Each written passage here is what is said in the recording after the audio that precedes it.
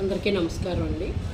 చాలామంది అడుగుతూ ఉంటారు, పుట్టినరోజులు పెళ్లి రోజులు అవి వచ్చినప్పుడు ఏం చెయ్యాలి ఏం చెయ్యాలి ఏం చెయ్యాలి ఏం చెయ్యాలి ఏంటండి.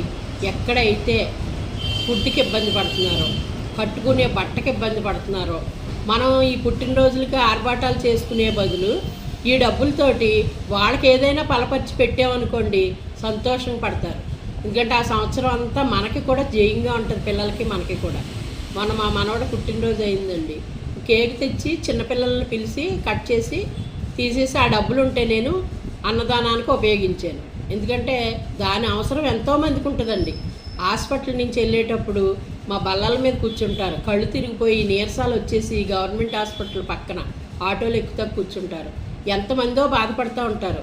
నాకు చేతనైంది నేను పెట్టగలిగేది మజ్జిగనో లేకపోతే టీయో కాఫీనో మంచినీళ్ళో ఏదన్నా పళ్ళుంటే పెట్టడమో